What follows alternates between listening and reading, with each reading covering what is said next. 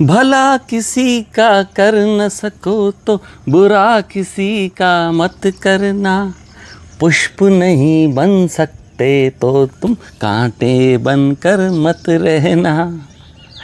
कल दोपहर की एक घटना है। मैं अपनी गाड़ी से अपनी ऑफिस जा रहा था, तो रास्ते में एक लीची, रस भरी लीची होती है ना, लीची का ठेला लगा हुआ था, लाल लाल लीचियाँ। मन ललचा गया कि लीची ले लूं और कुछ घर के लिए भी उसमें रखूं। मैं गाड़ी साइड रखो कि उतरा, वहाँ पे कुछ भीड़ लगी थी ठेले वाले के यहाँ की। लीचियाँ बहुत अच्छी थी और लाल लाल एकदम। मैंने छांटी कुछ अपने घर के लिए, उसको तौलाया तो मेरी नज़र पड़ी, एक बुजुर्ग व्यक्ति थोड़ी दूर खड़ा हुआ था, कपड़ा सर पे, गरीब सा लग रहा था, जैसे लग रहा था याचक भिखारी होते ना, उस तरह का लग रहा था। लगातार वो प्यार भरी नज़रों से लीचियों को घूर रहा था, मेरी नज़र भी ऊपर देख रहा था। और अक्सर आप जाते होंगे तो देखते होंगे रेस्टोरेंट या ठेलों के आसपास ऐसे याचक, बच्चे, बूढ़े या अलग अलग प्रकार के भिखारी लोग वहाँ खड़े रहते हैं, तो हम लोग निगलेक्ट कर देते हैं, भाई ये तो खड़े रहते हैं। मैंने भी पहले उससे निगलेक्ट किया और अपनी लीची लेकर के मज़े से निकलने लगा। और इतनी लीची रस भरी थी कि मन हुआ कि एक खा भी लूँ। उसी समय निकाला और खाया। वक्त जैसे ही खाया तो उस बुजुर्ग पे फिर नज़र पड़ी, बड़ी उत्सुकता भरी नज़रों से, रस भरी नज़रों से मेरी लीची को देख रहा था। तो मेरे को खाने की इच्छा ही नहीं हो रही थी जैसे। फिर गाड़ी में बैठा, फिर मेरी नज़र उस बुजुर्ग पे पड़ी, तो बिल्कुल कुछ अलग टाइप की उसकी फीलिंग आ रही थी। वो लग नहीं रहा था कि जैसे भिखारी हो। गाड़ियाँ लीची जो हमने गाड़ियाँ में रखी और बुजुर्ग वो मेरी तरफ बढ़ा और मुझसे नज़रें झुका के उसने नमस्ते किया। मैंने भी गाड़ी का शीशा नीचे किया, पूछा बाबा जी कहाँ रहते हो। उसने किसी गांव का नाम बताया और अपना नाम भी बताया ब्राह्मण हूँ। तो बातें करते करते इधर उधर पूछते हुए घर में बच्चे कितने हैं इतना भी पूछ लिया। 2 लड़कियां बता रहा था, गरीब हूँ।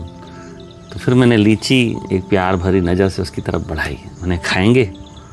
तो उसने ना भी नहीं की, हाँ भी नहीं की, शायद उसको लेने में शर्म आ रही थी। फिर मैंने उनको दिया, मैं खाइए बाबू जी। जब उसने मेरी तरफ हाथ बढ़ाया तो हाथ में उसके जैसे कोई बीमारी थी, वो हाथ उसके बिल्कुल मुड़े हुए से थे। तो बेटा मैं छील नहीं पाऊँगा, छील के दे दो मुझे। मैंने छील के दिया, आधी छील के दिया। फिर बोला नहीं पूरी छील के दो, पूरी छील के दिया। उसने खाई, बड़ा उसको रस आया, बड़ा खुश हो गया, जैसे गदगद हो गया। फिर मैंने एक लीची और बढ़ाई, उसने खाई। और फिर मैं भी थोड़ा खुश हुआ, चलो किसी को चेहरे पे मैं मुस्कान दे पाया। और गाड़ी फिर अपनी आगे बढ़ाई, थोड़ी गाड़ी आगे बढ़ाई तो मेरे मन में ख्याल आया कि यार उसने बताया था कि 2 बच्चियाँ हैं घर में, पत्नी है, क्यों ना आज की जो ये लीचियाँ उसे ही भेंट कर दूँ। मैंने मुंडी पीछे घुमाई, नज़रें दौड़ाई, लेकिन वो नज़र नहीं आया। काफ़ी देर मैंने उधर उधर देखा, लेकिन वो मेरी नज़रों से ओझल हो चुका था।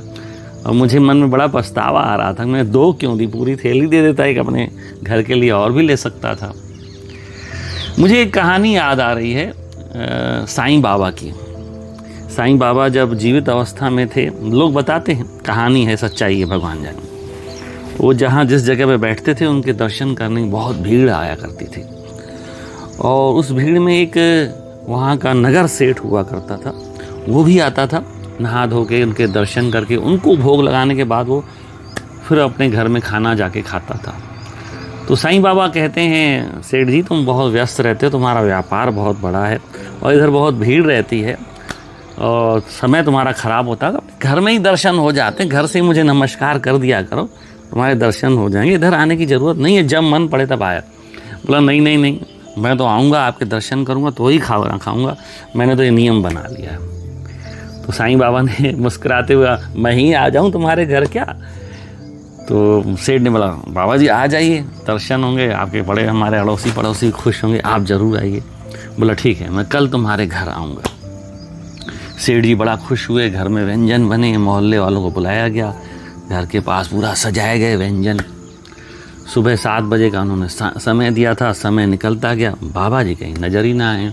बड़ा इंतज़ार मोहल्ले वालों को, घर वालों को कि साईं बाबा हमारे घर आ रहे हैं। उतनी देर में वहाँ से एक भिखारी निकला, कोढ़ी, पूरे शरीर में कोढ़ थे, शरीर से दुर्गंध आ रही थी। वो आके खड़ा हो गया कि मुझे कुछ मिल जाए।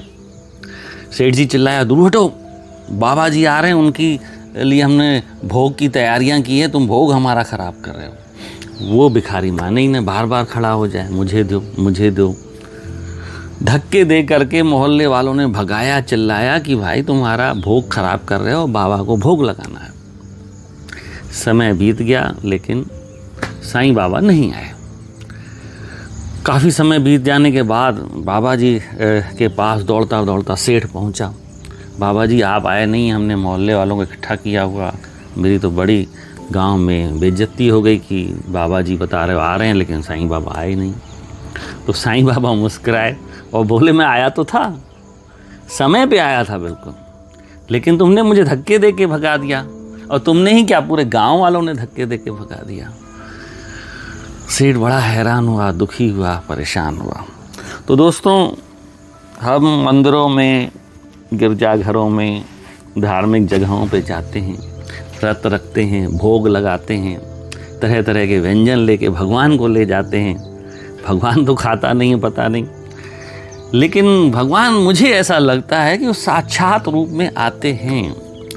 वो कल जो मैं बाबा को मैं देख रहा था ना, मुझे पता नहीं कुछ देर ऐसा मन विचलित हुआ कि लगा यार कोई याचक नहीं है, ये कोई विशेष परिस्थितियों में आया हुआ व्यक्ति है। वो भगवान ही तो था।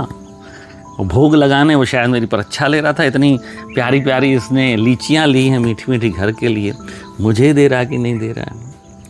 तो दोस्तों, भगवान हर जगह मौजूद है, हमारी नज़रें होनी चाहिए उसे पहचानने की। पत्थरों में भी है, इंसानों में भी है, पशुओं में भी है, जानवरों में भी है, पंछियों में भी है, हर जगह भगवान मौजूद है। उसे पहचानिए, दया दृष्टि मन अपनाए रहिए, तो भगवान आपको हर जगह मिलेगा।